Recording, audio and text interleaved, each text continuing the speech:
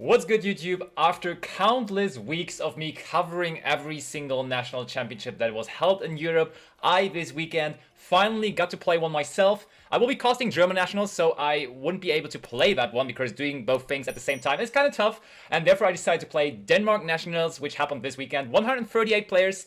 And yeah, I ended up in top 16. So I got my Nationals top for the season. Journey ended there right away by losing to Brandon, which is unfortunate, but it is what it is. I'm still going to show you what I brought to the tournament because I know you guys are very interested in it because we now have new format. There's a new format deck, and also German Nationals is right around the corner, and therefore it's even more interesting because you guys want to build your deck or finalize your deck for German Nationals. So by showing you the first card, the Live Twin Lila, you can already tell what I did bring to the tournament. It was Live Twin Runick Spright. We flexing? We talked about that on stream as well. I talked about it with a couple of people. I think this is just the most solid deck you can bring into this tournament. It's the most versatile into basically anything in the meta. It has kind of a tough time versus Kashtira, but Kashtira is not that much around anymore, and therefore I wanted to bring a deck in a pretty much unsolved format that we're going into now with the list and everything. What is this angle? Okay, I seem to see this question a lot. The angle is the camera is over his desk, in case you didn't understand this.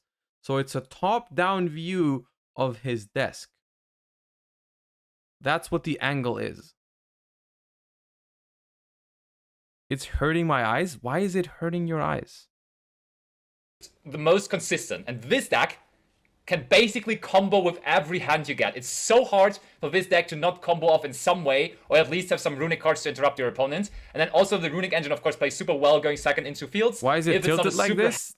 Probably because he doesn't want the camera to be right in front of the other camera, because if it was straight, it would probably be in the view of the other camera, something like that. Super heavy samurai or super heavy samurai-esque negate board that you're playing into. Therefore, I felt the most comfortable with this. I did manage to make top 16, so I'm quite proud of it, and I'm going to show you the list. Of course, as most of you know, there's not too much you can do with this deck because it has a lot of engine, but let's still get into it. I will do some explanations. So it's triple Lila, double Kizikal, and one Frost. And I think I'm also this completely high rare out here. Sunny Snitches right next to it. So I was toying around a little bit with that. So in the beginning, I ran triple Lila, triple Kizikal, and only one Sunny Snitch. I also toyed around with cutting the Kizikal Frost, but I felt like this card is too good. This card, even if you get Dark Ruler or something, just gives you an extra draw on your opponent's turn that can be really, really valuable to draw into the much-needed Runick card or something. So I ultimately didn't want to cut the Kizikal Frost anymore. And then, by just playing a couple of games in the new format and realizing that people were cutting out on draw, I realized that Sunny Snitch is just way better than the third Kizikal, because drawing Sunny Snitch gives you better combo with the Lila, and therefore, if there's no draw in the format, you can always just safely resolve Sunny Snitch into Lila. You rather want to have that than hard drawing the third Kizikal, and there is other reasons. I've been thinking the same. I've been thinking about the same kind of problem. If I'm bringing Live Twin to German Nationals, I'm not sure how exactly I'm going to do it yet, because Sunny Snitch, theoretically, out of all those cards as starter cards, Sunny Snitch is the best one if your opponent doesn't have, like, if there's no response to it, basically. The reason why it's the best one is because it, first of all, it like he was saying, it gives you the Lila. It gives you the Lila, and that's better than having Kizikal. That's good. Secondly, and that's honestly for me even more important, is it thins your deck. And you might not realize how big of a deal this is, but I've been playing this deck, and you really, when you're playing this deck and when you're building this deck, you really have to juggle between having the most amount of Live Twins as possible in your deck because you want to open one, but you don't really want to draw into them with your Runick Fountain. Those are the biggest problems you have to deal with, I think, when building this deck, is like, how many Live Twins do I need to play to see them? But I don't want to draw into them too much. And so the reason why Sunny Snitch is so nice here is because if I start with Sunny Snitch, like I can play, like here, we have 7 Live Twins in the deck, 7 Live Twin normal summons. And if I draw Sunny Snitch, I'm getting my deck thinned a lot before I draw with Fountain, meaning that the chance of drawing into them is a lot lower. And that's why technically the best one out of all of them is Sunny Snitch. Sunny Snitch is technically the best one. The downsides to Sunny Snitch are, or include, that Droll Lockbird is a thing. No, we don't have to deny that. We don't have to sugarcoat it. Droll Lockbird is a thing, and that's very annoying. Ash, somewhat. Another thing is a Rise Heart. If you go second and you activate Sunny Snitch, it plays into a Rise Heart. And yes, some people will a Rise Heart to Sunny Snitch. Sometimes that's even the correct thing to do. Because honestly, if your opponent has a Life Twin, playing into a Rise Heart is easy. Summon Life Twin, summon blue, play into a Rise Heart, no problem.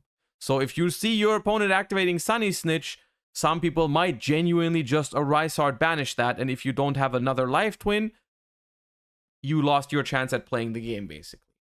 So there's a lot of interesting back and forth on Sunny Snitch in terms of how many do you want to play, how risky do you want to get. Cards like Cosmic Cyclone are also a thing that sometimes they can be used on these types of cards.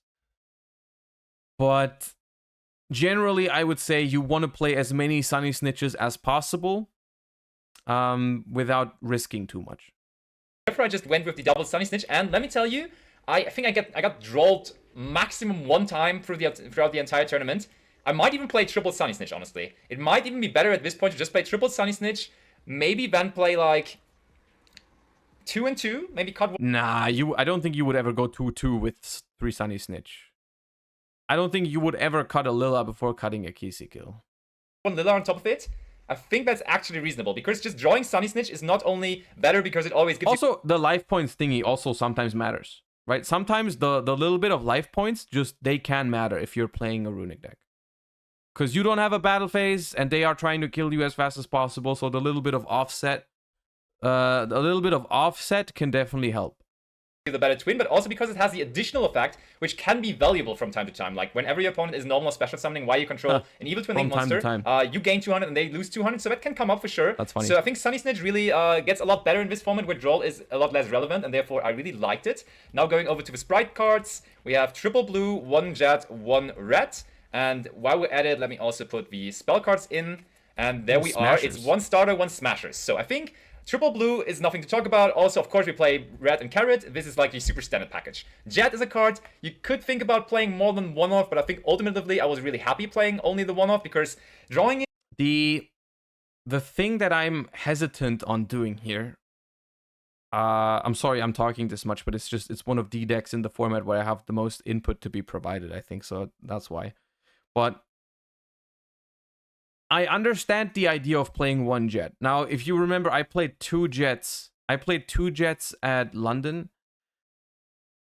The thing is, it's kind of a similar situation with the Sprites that it is with the Life Twins, kind of here.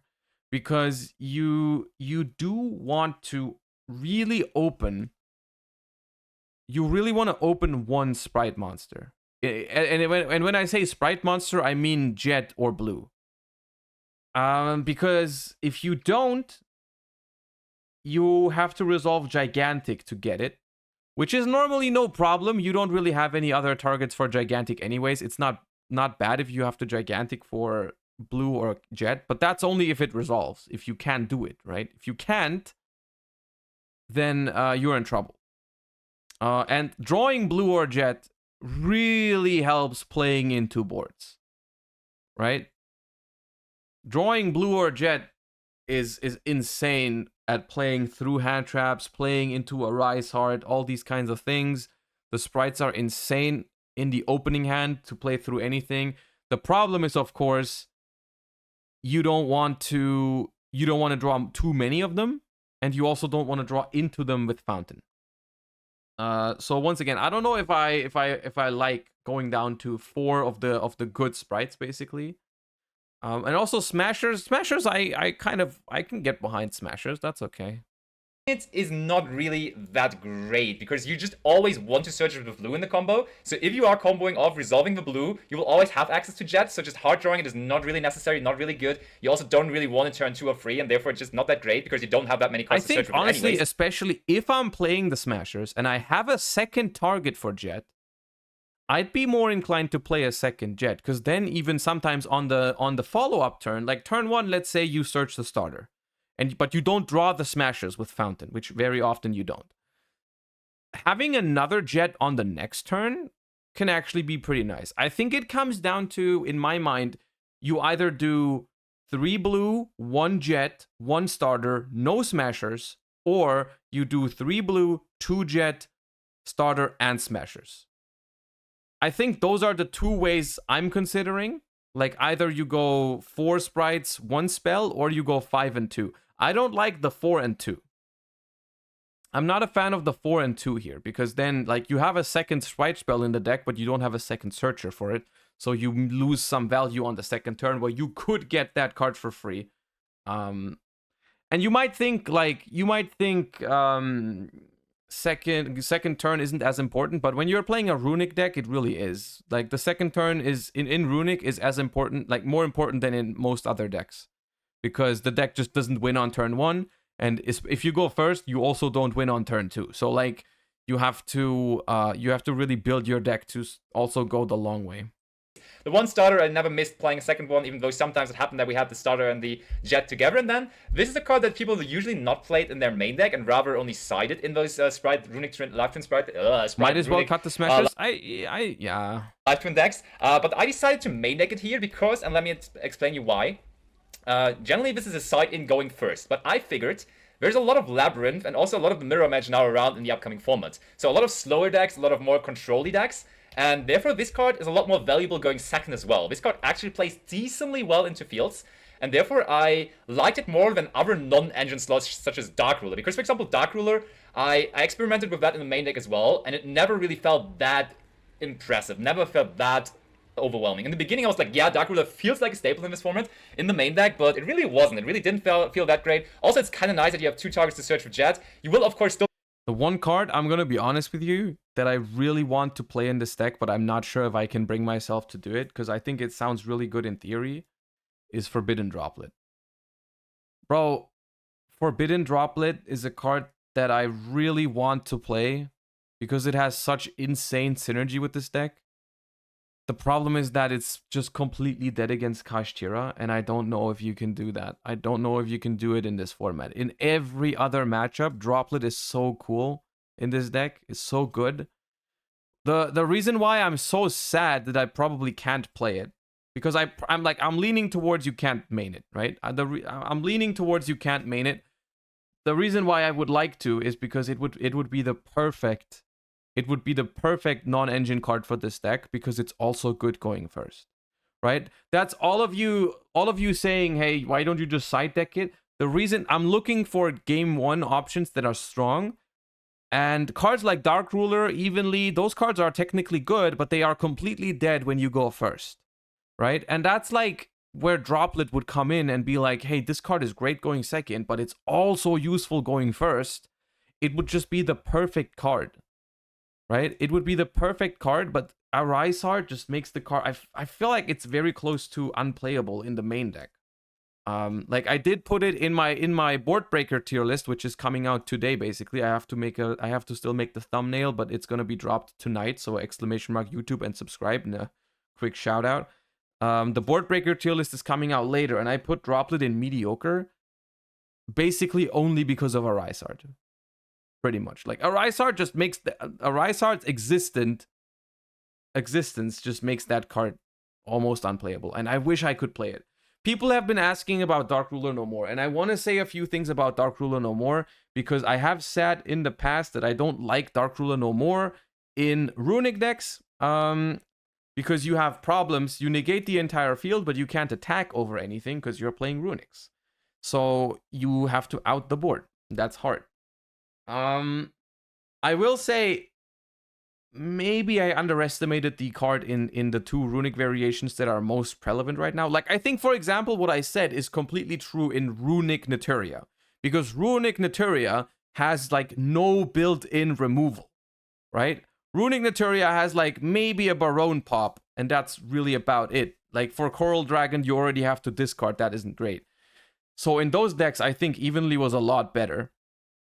The thing about the Runick decks, you can have Exiton, yeah, you can have Exiton, but Exiton is not really your Let's not talk about Runick Naturia. Maybe it was a bad example. Maybe it was just a bad example. Never mind. But Runick Naturia isn't really relevant anyways right now, so it doesn't matter. In Runick Life Twin Spright, if you activate Dark Ruler, yes, you don't have a battle phase, but you have the Lila pop. You have access to Runick Flashing Fire. You have access to Nightmare Unicorn. You have access to Sunny Snitch. Not Sunny Snitch. Trouble Sunny. You have Abomination. You have some ways. You have some ways of popping the most annoying stuff on their board. So maybe Dark Ruler is worth a consideration. Maybe.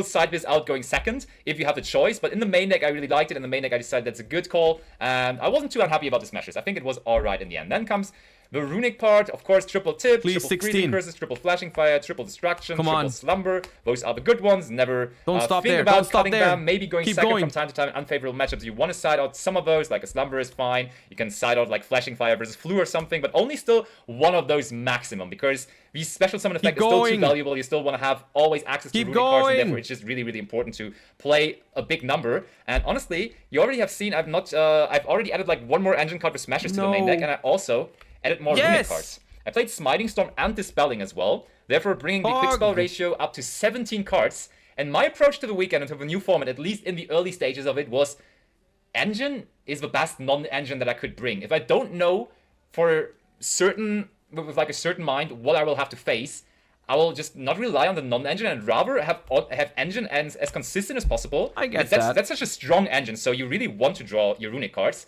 And therefore, like, playing 17 of this, of course, playing the double fountain as well. Never play anything other than 2. I think that's just the ratio you got to go with. And I mean, it's semi-limited now, so we can't play the third, dude. We can't play the third anymore, sadly. All of us, we all would. We are suffering a lot. Us Runick Gigachads are hurt deeply down in our souls that we cannot play the third fountain. We've always been playing the 3 fountains, and it hurts us. It hurts us very, very much. And yeah, I just played engine because like I tested Kurikaras, I tested Dark Rulers as I said, and those cards were always like, yes, they are really good into certain matchups, into some matchups, but they are so mediocre into others, and therefore I never felt really happy about playing them. And I just upped the amount of engine cards I played, and I felt a lot better with that. And therefore, I ended up with 17 Runick spells in my main deck, and of course the fountains on top of that. And now I still have some non-engine cards that I did play, and those are like some generic ones which I still felt confident enough bringing. First of all, triple tactic talents. This is like still almost always live. Going first or going second. Going second is ridiculously good. Going first, I sometimes struggled with it because it is not that hand trap heavy of a format anymore. So you might as well not use it. But then you can still discard it for like Hagen or something. So you will not be lost with this card in your hand. And it's still like a valuable spot in the main deck, I'm pretty sure. And then this card was like the only non-engine card that really, really, really, really felt worth playing. I've been going back and forth on talents too. I'm gonna share my thought process on triple tactics talents in this deck. I think talents is a good card. I feel weird not having it in the deck. That was the reason why in like the recent YCSs and whatnot I've played Runicks in. I've always kind of tried to sneak in 1 or 2 into my deck list, is because I feel it's like in the last couple formats it's always felt like a throw to not have talent somewhere in your deck. It just feels like such a solid card to have. But my issue with talents, one of the biggest benefits of talents is at the same time, I think, its biggest weakness, which is that the card is sometimes good going first. But I think going second, the card is actually much worse than certain other options. So what I said earlier about Droplet, where I really wanted to play Droplet because it's good going second, but also good going first, is kind of also true about Talents. The problem is that Talents is really, really solid, but it doesn't auto-win you the game when you go second. And when you're playing Runick, you're really trying to draw full hands of engine, and you can't really expect to draw more than 1 non-engine card. And if that non-engine card is Talents, if your only non-engine card is Talents, I'm just not sure if that cuts it, right? Like, for example, in Runick, I have one other issue in Runick, is that I can't play Zeus. I can't play Zeus to take full value, because the best matchup for talents, let's face it, the best matchup for talents is Kashtira. Take the Arisard, attack, make Zeus is like the best thing you can do against Kashtira. That probably wins the matchup on its own. Like, talents literally almost solos Kashtira if they don't have Lance, right? So with talents, I'm uncertain. I want to play the card, but I'm not sure if I can afford to not play a card that wins the game going second immediately. Like a card like Dark Ruler, for example, right? If I go second and I draw Dark Ruler, 5 engine cards in almost any deck, that solos, right? That solos the board against most decks. Talents isn't the same. Talents isn't the same, and I think you see where I'm coming from. Talents is more like a good complementary card to other cards. Like, you want to draw it together with some other board breakers or together with some other stuff that forces your opponent's stuff, and then you activate Talents to draw more cards or take at the end. You know? I've seen some people mention enemy controller. I don't hate enemy controller, but I think it has it's probably almost the same problem as talents, where going first, the card is good, so you can have like you have the cool bonus of this card that I'm using to break boards is also useful going first. But the problem is enemy controller alone will not win you the game going second. With a handful of engine and an enemy controller, you can definitely still lose. And especially since enemy controller doesn't even have the same synergies as Droplet. Because the reason why some people have also asked about this earlier. The reason why Droplet is so good in Life Twin Runick Spright is that it has insane synergy with the Life Twins. Because what Life Twins do is when they are normal or special summoned and you control no other monster, you can summon the other one from the deck.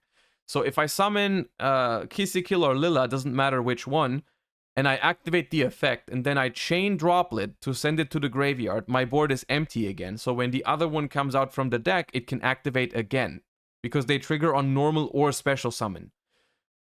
So like normal Lila effect, chain Droplet, send it, negate your card, summon the other one, activate the effect. I still have both monsters on the field. I technically, the Droplet was basically free, right? And you can go even further. You can do something like if you had Sunny Snitch. You can send 2 cards. E-Contribute does the same. You think about that for just a second, okay? Why Econ doesn't do the same, please. I just explained it. I feel like in a very detailed way why that works and why Econ is not the same. Because Econ takes your opponent's monster and then you have a monster. They don't work if you have a monster. Okay? Droplet makes your board empty. That's what it's all about. And that's why I think enemy controller is not quite the same level of like impact when you go second. But like imagine the scenario where like you activate Sunny Snitch, you summon a Life Twin, your opponent does something to it. Let's say he imperms it. Let's say the opponent imperms it and they have like a Fenrir on the board and something else. Fenrir is maybe a bad example because that means they're playing Kashtira.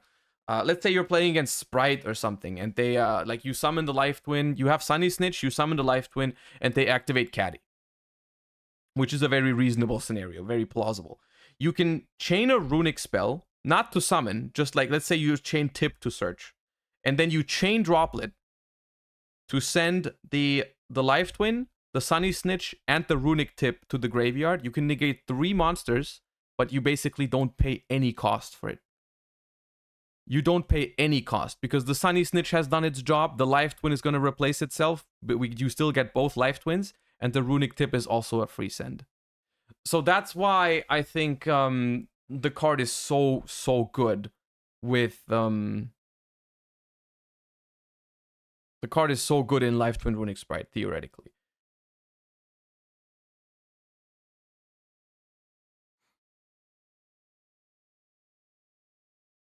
You can dodge imperms, you can do anything. Droplet is even good with evenly matched. Like, you can go evenly matched, they go carrot negate, you go chain Droplet, send the evenly, and then you still only have one card on the field, and Droplet will, and evenly can go through. Like, Droplet is, in theory, a very good card. It's just, I don't know if you can play it because of Kashtira. And that really paid off playing. In the tournament itself, I did not resolve it that much. I think I resolved it like once only. It was really, really not that great. I drew it a lot going first too. But just in testing, I realized very quickly that almost all the decks in the format right now are really struggling against evenly matched. So it was, as it was before Cyberstorm Access format, just a no-brainer for me to put those into the main deck. And I was really, really happy about it. And you could side Droplet, but like I said earlier, I think the main selling point of Droplet is that it's not only good going second. I think the main selling point of a main deck Droplet is that it's also good going first. If you compare it to a lot of other cards like Dark Ruler, like Evenly, those cards have no purpose at all when you start. And it would feel really good to play a card in the main deck that I can draw going first and feel good about, right? Talents kind of does that, but Talents, like I said, is worse going second in a lot of matchups. And it's going first, it's not guaranteed to be useful. So I think if I'm siding for specific matchups, if I would side Droplet for specific matchups, maybe I will, maybe I can do that, but then there could be for dedicated going second, there could be better cards than Droplet. I think the main selling point for Droplet is that it would be a perfect main deck card for going first and second in this format if it wasn't for Kashtira. I think in Runick decks, it's fine to play such cards because of discard cost with Runick spells. I mean, that's why we're doing it, right? That's why we're still playing evenly matched, right? We're playing evenly matched because you can discard it worst case when you go first. The problem is, there's two problems actually. If you play too many of those cards, you're going to draw two of them. And that sucks. Because you can't usually discard both.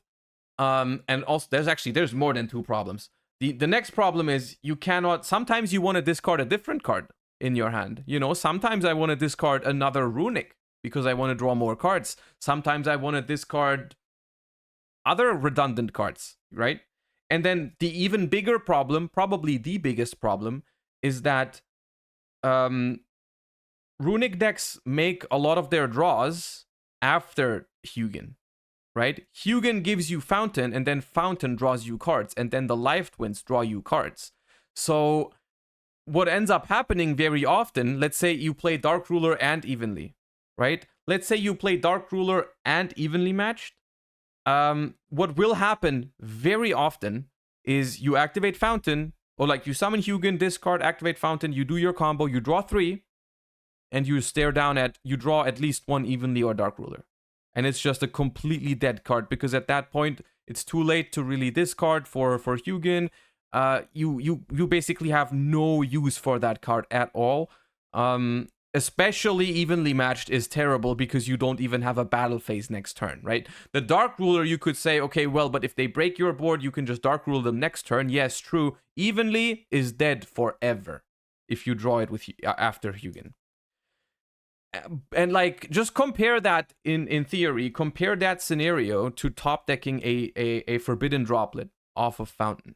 It's so much better. It's just, instead of being a completely dead card that you never get to use, it's actually just another disruption for your board. It just adds, it makes your board stronger. It just adds to it. Which, all this goes to say, I wish we could play Droplet, but I'm not sure if we can. Like, the thing is, Kashtira is just maybe a little bit too popular, and it's really like, you need an answer against Kashtira. Like, it's gonna feel so bad against Kashtira to go second and not have an out to a Rysard. I would definitely recommend you playing evenly matched in the main deck. What happens more often, playing against a Rysard or top decking Droplet? Well, you are right about that. That is something to think about. You do more often draw cards with Fountain than you play against Kashtira, right? Because drawing with Fountain happens like every game. That is a good way. I like the way you think. However, you also have to factor in that when you do resolve your combo and you draw 3, it's not like you lose the game because you draw evenly. Maybe sometimes you do because your combo wasn't strong enough, or your opponent has a very good hand to break the board and you need one more interrupt, but you don't have it. But very often, very, very often, the board is still good enough, right? I just think that if you look at the deck and you're like, and you really think about it, it's like half of your deck is good draws off of Fountain, and the other half is pretty bad. Because if you draw off of Fountain and you've already done your full combo, any Spright isn't great, Evenly isn't great, more Life Twins aren't great. Basically, half of your deck you don't want to draw with Fountain after you've already comboed. And I think that was one of my biggest issues at YCS London. It didn't feel great to draw 3 and look at like a Life Twin and an Evenly. Like now fresh in your hand, welcome the Life Twin after you've already comboed and the Evenly matched without a battle phase forever, right? You see what I'm saying, right? And that's one of the issues of the deck. The thing is, I still won most of those games, right? I still won most of those games because the deck is still strong and the board you've made is good. But sometimes you just need that one extra thingy. Right now, moving over to the extra deck, there's not that much spice either. Going through the Fur Hire combo thins most bad draws out of your deck, which is nice, and drawing extra Rex adds negates to Rafale. That is an example of a deck that doesn't have that issue, right? It's a very cool... I actually think comparing Fur Hire Runick Spright to Life Twin Runick Spright, maybe it's just because I like Runick, but it's one of the most interesting deck building comparison type of things in the recent formats. It's been very interesting to compare those two decks to each other. I'm convinced that the Fur Hire deck is better if it doesn't break. The problem is I think it's way less consistent than the Life Twin deck. What do you do if Gigantic is Imperm? Probably win, because Imperm is the worst. Like, Gigantic is the worst Imperm target in the entire deck. I love when people Imperm Gigantic. Gigantic doesn't matter. We played the one Gary and the double Huggin. Sometimes it might be worth considering having another Huggin, but you don't have the extra deck space at all. Also, same thing for Moonin. You have your timeout option already, so I don't really think you can afford playing a Moonin. Of course, always Gary and Battle Phase can be kind of nice when you like try to usually you have your Flashing Fire, you have Freezing Curses, and you have a lot of options to break opponents' fields, even if they have a negate. So you can go negate and then evenly. What do you want to Imperm then? Hugin. You Imperm Hugin and you pray. That's what you do. Or you Imperm, it's Hugin. If you have Evenly, but even if you have none of the really good Runick spells and rather one of the mediocre ones like Smiting Storm, you just go Battle Phase, Special Summon Gary, Crash. They will have to negate the pop effect of Gary, and then you can still Evenly afterwards. So Gary, definitely a card that I used a lot this weekend. One Gigantic, I honestly considered playing 2 Gigantic, because making this on turn 2 or 3 can be pretty cool. But there's not that many great cards you can Special Summon out with it anyway, so Muckraker usually is just the better Gigantic in like the grindier games, and therefore 1 Gigantic probably enough. I did play the Mannequin in the extra deck and not in the side deck because I felt like there's Kashtira, there's Flu in the meta, there's also Vanquish Souls now, so there are enough decks that are main decking Dimension Shifter, and therefore the Mannequin cat play can come up way more often, so I wanted to have that in the main deck for sure, or in the main extra deck. Then as I said, the Muckraker is really, really good in this deck, working along the double Lilla, double Quizzical. Never really felt like I wanted to do anything with those ratios. It comes very regularly up that you want to use 2 and 2 in the grindier games. Then IP Masquerena, just for the standard combo, you need to play Sprint, because sadly, if you don't draw into your life turn cards in the main deck, you gotta get them in play with the Spright, Sprint, and the Gigantic. And then my Link Force, we have, of course, the Troubled Sunny. I made it quite a bit. It's such a beautiful card. It can also out problematic cards like Dragoon. Can it out Dragoon? Yeah, it can out Dragoon. I just had to double check. It can out Dragoon. It can out like some other problematic things such as Abomination in the mirror match when they summoned it off of IP Masquerena, so definitely a very valuable card. And then I played the Abomination I was just talking about and the Nightmare. If you brick in Fur Hire, you can still Gigantic into Rex, add Rookie, go for IP, set Rookie and IP. I know. It's just not that strong in that case, right? It's not as good as the normal combo. It's a lot weaker. It's a lot more vulnerable to hand traps too. Griffin. I think I made Abomination more in the tournament than I made Griffin, because I played a lot more versus Backrow decks like Labyrinth and so on, and versus Labyrinth, of course, this card is so much better, just consistently popping their cards, and they don't really rely on their monster. I couldn't imagine not playing Unicorn. Dude, everyone that I talk theory about the Runick decks for in the last couple of events, they always don't play Unicorn. It was the same at YCS Utrecht. They were not playing Unicorn.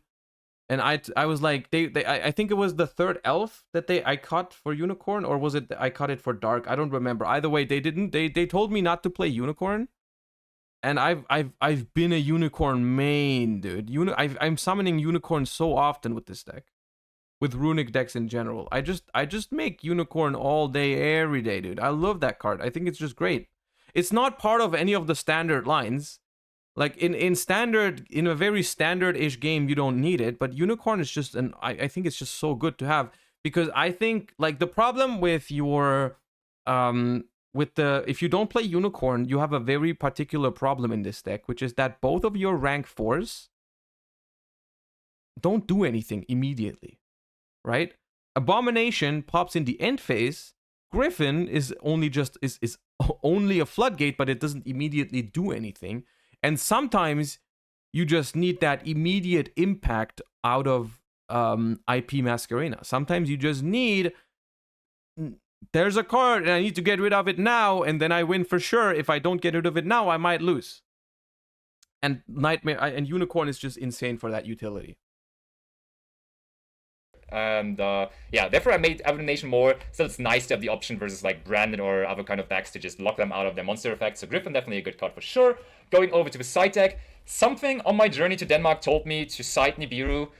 I played versus a couple of decks where it was worth siding them in. I played Sword Soul, I played Monadium. I think it's even decent versus Despia because they can only puppet lock. I don't know how I feel about Nibiru right now, honestly. I'm like really torn on this card in general. I don't think I would ever main deck it.